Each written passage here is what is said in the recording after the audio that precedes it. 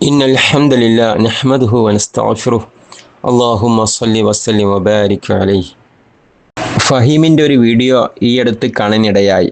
ഖുർആനിലെ ചില വചനങ്ങളെ ശാസ്ത്രവുമായി ബന്ധപ്പെടുത്തി അദ്ദേഹം അവതരിപ്പിച്ച രീതി ശ്രദ്ധേയമാണ്. ഫഹീം ആ വിഷയം അവതരിപ്പിച്ച രീതിയെയും അദ്ദേഹത്തിൻ്റെ സമയത്തെയും ഞാൻ മാനിക്കുന്നു. പക്ഷെ അദ്ദേഹം ഉന്നയിച്ച വാദങ്ങളിൽ വളരെ അടിസ്ഥാനപരമായ ചില ശാസ്ത്രീയ യുക്തിപരമായ പോരായ്മകളുണ്ട്. അത് തിരുത്തപ്പെടാതെ പോകുന്നത് വലിയ തെറ്റിദ്ധാരണകൾക്ക് കാരണമാകും എന്നുള്ളത് കൊണ്ടാണ് ഈ വീഡിയോ ചെയ്യുന്നത്. നമുക്ക് ഫഹീമിന്റെ വാദത്തിലേക്ക് പോകാം.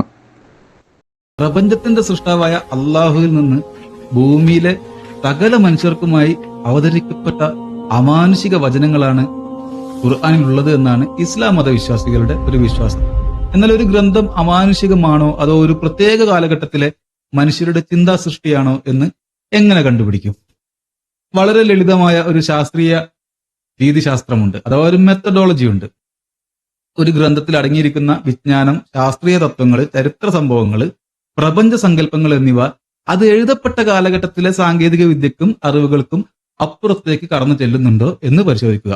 ഉദാഹരണത്തിന് 2000 വർഷം മുമ്പ് എഴുതപ്പെട്ട ഒരു പുസ്തകത്തിൽ DNA ഘടനയെക്കുറിച്ചോ ബാക്ടീരിയകളെ കുറിച്ചോ ഭൂമി സൂര്യന് ചുറ്റും കറങ്ങുന്നതിനെ കുറിച്ചോ കൃത്യമായി വിവരിച്ചിട്ടുണ്ട് എങ്കിൽ അത് ആ കാലഘട്ടത്തിന് അപ്പുറമുള്ള അറിവാണ് എന്ന് നമുക്ക് സമ്മതിക്കേണ്ടി വരും. എന്നാൽ മറുവശത്ത് ആ ഗ്രന്ഥത്തിലെ അറിവുകൾ മുഴുവൻ അത് രചിക്കപ്പെട്ട 7-ാം നൂറ്റാണ്ടിലെ മരുഭൂമിയിൽ ജീവിച്ചിരുന്ന മനുഷ്യരുടെ അറിവിനോടും അന്നത്തെ പ്രചാരത്തിലുണ്ടായ തെറ്റായ ചില ധാരണകളോടും മാത്രം ഒത്തുപോകുന്നതാണെങ്കിലോ, അപ്പോ ആ ഗ്രന്ഥം 7-ാം നൂറ്റാണ്ടിലെ മനുഷ്യരുടെ സൃഷ്ടിയാണ് എന്ന് വ്യക്തമാകും. ആ മെത്തഡോളജി ഉപയോഗിച്ച് ഖുർആൻ ദൈവികമല്ല, അമാനുഷികമല്ല എന്ന് ഖുർആനിൽ നിന്ന് തന്നെ തെളിവുകൾ എടുത്ത് വിവരിക്കുകയാണ് ഈ വീഡിയോയിൽ. എല്ലാവർക്കും പുതിയ വീഡിയോയിലേക്ക് സ്വാഗതം. ഒന്നാമതായി, മൈക്രോസ്കോപ്പുകളോ ടെലിസ്കോപ്പുകളോ ഇല്ലാത്ത, ഫഹീമിൻ്റെ ഭാഷയിൽ അക്ഷരാഭ്യാസം പോലും ഇല്ലാത്തൊരു സമൂഹത്തോട് കണ്ണുകൊണ്ട് കാണാൻ കഴിയാത്ത ബാക്ടീരിയകളെക്കുറിച്ചും സെല്ലുകളെക്കുറിച്ചും പറഞ്ഞാൽ അവർക്ക് ഒരക്ഷരം പോലും മനസ്സിലാകില്ല. കാരണം ആ ആശയങ്ങൾ ഉൾക്കൊള്ളാനുള്ള യാതൊരു അടിസ്ഥാന വിവരവും ആ കാലഘട്ടത്തിലില്ല. ആളുകൾക്ക് മനസ്സിലാകാത്ത ഭാഷയിലോ തലത്തിലോ സംസാരിക്കുന്നത് ഒരു മാർഗദർശന ഗ്രന്ഥത്തിൻ്റെ ഏറ്റവും വലിയ പരാജയമായി മാറും. രണ്ടാമത്തെ കാര്യം, ഏകദൈവ വിശ്വാസം, സാമൂഹിക നീതി, ധാർമ്മികത എന്നിവ പഠിപ്പിക്കാനാണ് പ്രവാചകൻ ശ്രമിച്ചത്. എന്നാൽ അതിനു പകരം നമ്മുടെ ശരീരത്തിൽ DNA എന്നൊരു ഡബിൾ ഹെലിക്സ് ഘടനയുണ്ട്, ഭൂമി ശൂന്യാകാശത്ത് സൂര്യനെ മണിക്കൂറിൽ ലക്ഷക്കണക്കിന് കിലോമീറ്റർ വേഗതയിൽ ചുറ്റുകയാണ് എന്നൊക്കെ പറഞ്ഞിരുന്നെങ്കിൽ അന്നത്തെ ആളുകൾ മുഹമ്മദ് നബിയെ സല്ലല്ലാഹു അലൈഹി വസല്ലം പൂർണ്ണമായും ഭ്രാന്തനായി മുദ്രകുത്തുമായിരുന്നു. മൂന്നാമത്തത്, മനുഷ്യന്റെ ജീവിത ലക്ഷ്യം എന്താണ്, അവൻ എങ്ങനെ ജീവിക്കണം, തെറ്റും ശരിയും എന്താണ് എന്ന് പഠിപ്പിക്കാനാണ് മതഗ്രന്ഥങ്ങൾ വരുന്നത്. അല്ലാതെ അവർക്ക് സയൻസ് ക്ലാസ് എടുക്കാനല്ല. DNA ഘടന അറിഞ്ഞതുകൊണ്ടോ അറിയാത്തത് കൊണ്ടോ ഒരു മനുഷ്യൻ്റെയും ധാർമ്മിക ജീവിതത്തിൽ യാതൊരു മാറ്റവും വരില്ല. നാലാമത്തതായി, ഇനി ഫഹീം പറയുന്നത് പോലെ ഭാവിയിലെ ശാസ്ത്രം അതിൽ പറയണം എന്ന് വെക്കുക. അങ്ങനെയാണെങ്കിൽ ഏത് കാലത്തെ ശാസ്ത്രം പറയണം? 20-ാം നൂറ്റാണ്ടിലെ ശാസ്ത്രമാണോ അതോ 25-ാം നൂറ്റാണ്ടിലെ ശാസ്ത്രമാണോ? ശാസ്ത്രം നിരന്തരം മാറിക്കൊണ്ടിരിക്കുകയാണ്. ഒരു കാലത്ത് ന്യൂട്ടന്റെ ഗുരുത്വാകർഷണ നിയമമായിരുന്നു ശാസ്ത്രം. പിന്നീട് ഐൻസ്റ്റീൻ വന്നപ്പോൾ അത് മാറി. അപ്പോൾ ഇന്നത്തെ ശാസ്ത്രം വെച്ച് നമ്മൾ ഖുർആൻ അളക്കുന്നത് തന്നെ തികച്ചും അശാസ്ത്രീയമാണ്. ചുരുക്കത്തിൽ, ഒരു ദൈവിക ഗ്രന്ഥം ലോകാവസാനം വരെയുള്ളവർക്ക് വേണ്ടിയുള്ളതാണെങ്കിലും അത് ആദ്യം അഭിസംബോധന ചെയ്യുന്നത് അത് അവതരിച്ച കാലഘട്ടത്തിലെ ജനങ്ങളെയാണ്. അവർക്ക് ചുറ്റുമുള്ള ഒട്ടകം, ഈന്തപ്പന, മഴ, പകൽ, രാത്രി, ആകാശം തുടങ്ങിയ സാധാരണ കാര്യങ്ങൾ കാണിച്ച് ചിന്തിപ്പിക്കുക എന്നതാണ് ഏറ്റവും പ്രായോഗികമായ രീതി. ഫഹീമിൻ്റെ വാദം കേൾക്കുമ്പോൾ ഒറ്റനോട്ടത്തിൽ വളരെ ബുദ്ധിപരമാണെന്ന് തോന്നും. എന്നാൽ അതിൻ്റെ പ്രായോഗിക തലത്തിലേക്ക് വരുമ്പോഴാണ് ആ വാദത്തിൻ്റെ ലോജിക്ക് ഇല്ലാതെയാകുന്നത്. ഫഹീമിൻ്റെ ഈ വീഡിയോയിലെ ബാക്കി കാര്യങ്ങൾ കൂടി നമുക്ക് കേൾക്കാം. ആദ്യത്തെ വിഷയം ഭൗമശാസ്ത്രവും പ്രപഞ്ച വിജ്ഞാനവുമാണ്.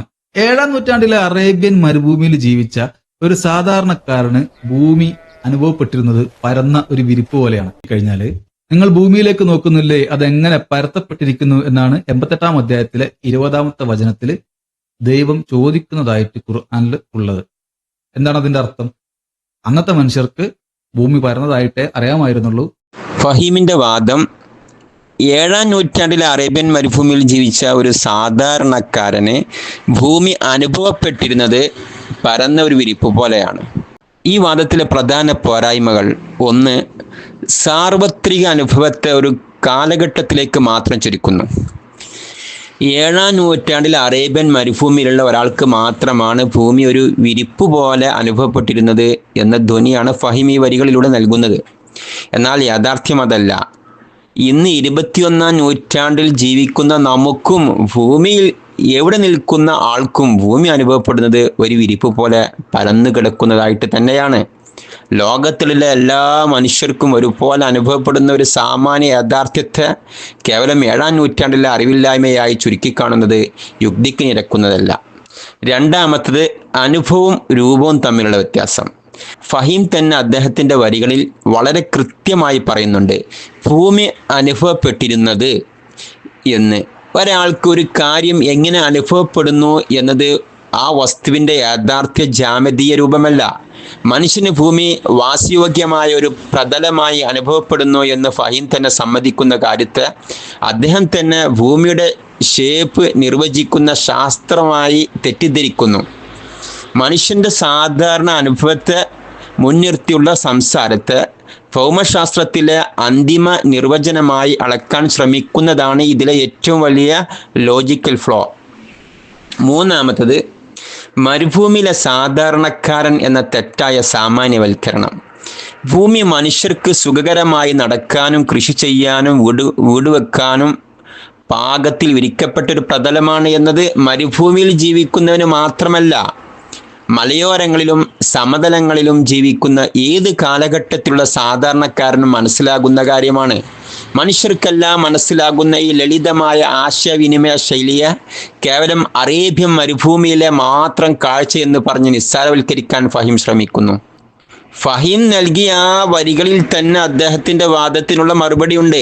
മനുഷ്യന് ഭൂമി എങ്ങനെയാണോ അനുഭവപ്പെടുന്നത് ആ അനുഭവത്തിൻ്റെ ഭാഷയിലാണ് ഗ്രന്ഥം സംസാരിക്കുന്നത് എന്ന് ഫഹീം തന്നെ ആ വരികളിൽ സമ്മതിക്കുന്നുണ്ട്.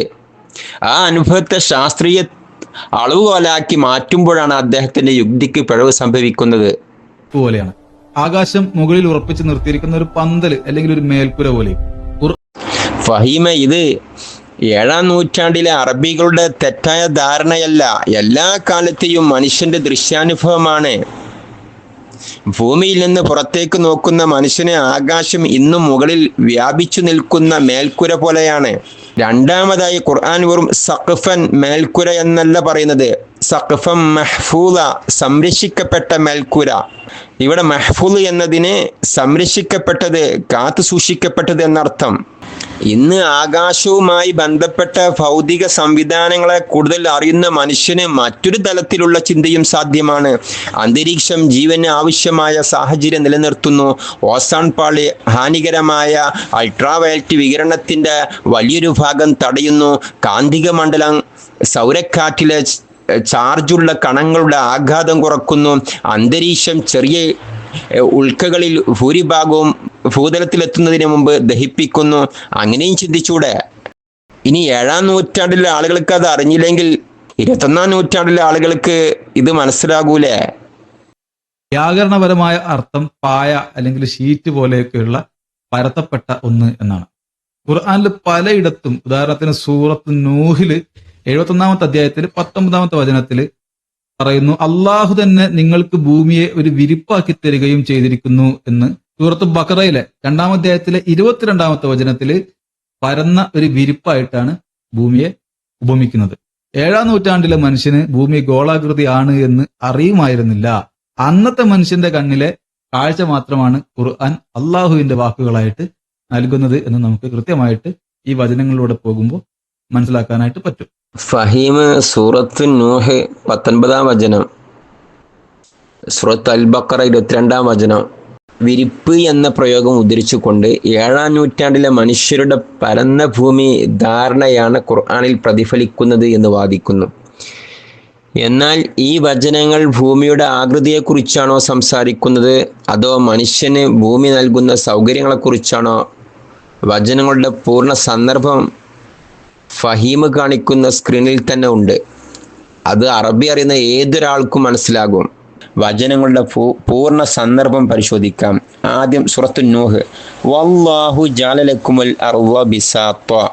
അള്ളാഹു നിങ്ങൾക്ക് വേണ്ടി ഭൂമിയെ വിശാലമായ ഒരു വിരിപ്പാക്കി. ലിതസ്ലുകൂ മിൻഹാ സുബുലൻ ഫിജാജ. അതിലെ വിശാലമായ വഴികളിലൂടെ നിങ്ങൾ സഞ്ചരിക്കുവാൻ. ഇവിടെ ബിസാത്തൻ, ബിസാത്ത് എന്ന പദം മാത്രമെടുത്ത് ഭൂമി പരന്നതാണെന്ന് തീരുമാനിക്കരുത്. എന്തിനു വേണ്ടിയാണ് ഭൂമിയെ ബിസാത്താക്കിയത്? അടുത്ത വചനം തന്നെ പറയുന്നു, ലിതസ്ലുകൂ മിൻഹാ സുബുലൻ ഫിജാജ. അതിലെ വിശാലമായ വഴികളിലൂടെ നിങ്ങൾ സഞ്ചരിക്കുവാൻ. അതായത് ഇവിടെ വിഷയം ഭൂമിയുടെ ജാമിതീയ രൂപമല്ല, മനുഷ്യന് അതിന്മേൽ നടക്കാനും വിവിധ പ്രദേശങ്ങളിലേക്ക് സഞ്ചരിക്കാനും കഴിയുന്ന രീതിയിൽ ഭൂതലം ഒരുക്കപ്പെട്ടിരിക്കുന്നു എന്നതാണ്. ഇനി ഫഹീമിന്റെ സ്ക്രീനിലേക്ക് അടുത്ത് നോക്കാം. ഇനി സൂറത്ത് അൽ ബഖറയിലെ 22-ാമത്തെ ആയത്ത്.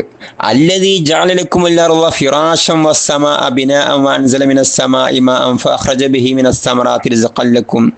നിങ്ങൾക്ക് വേണ്ടി ഭൂമിയെ ഒരു വിരിപ്പും ആകാശത്തെ ഒരു മേൽക്കെട്ടുമാക്കുകയും ആകാശത്ത് നിന്ന് വെള്ളമിറക്കി അതുവഴി നിങ്ങൾക്കുള്ള ഉപജീവനമായി പലതരം ഫലങ്ങൾ ഉൽപ്പാദിപ്പിക്കുകയും ചെയ്തവൻ.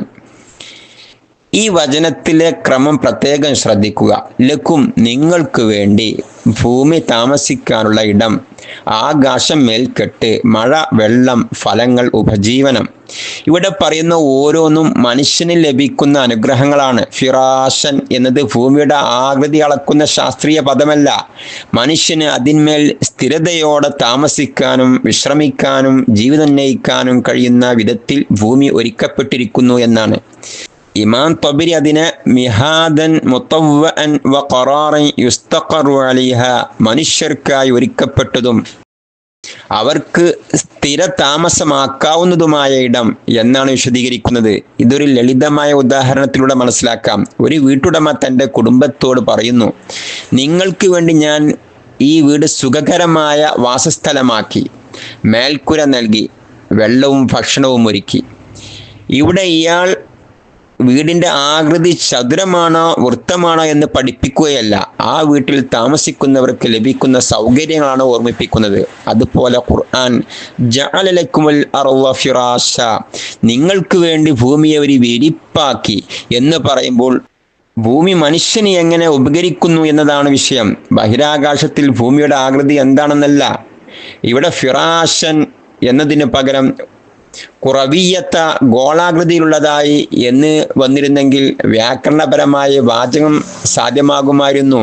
ജഅല ലക്കുമുൽ അർള കുറവിയത്തൻ, നിങ്ങൾക്ക് വേണ്ടി ഭൂമിയെ ഗോളാകൃതിയിലാക്കി.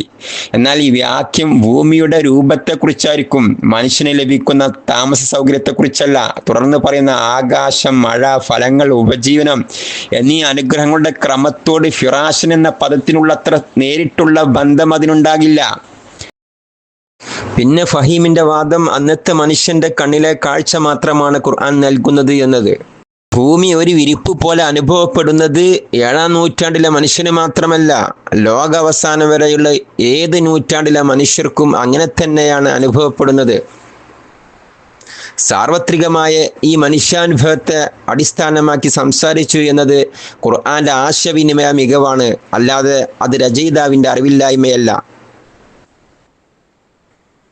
പിന്നെ അദ്ദേഹം വാദിക്കുന്നത് 7-ാം നൂറ്റാണ്ടിലെ മനുഷ്യനെ ഭൂമി ഗോളാകൃതിയാണെന്ന് അറിയുമായിരുന്നില്ല.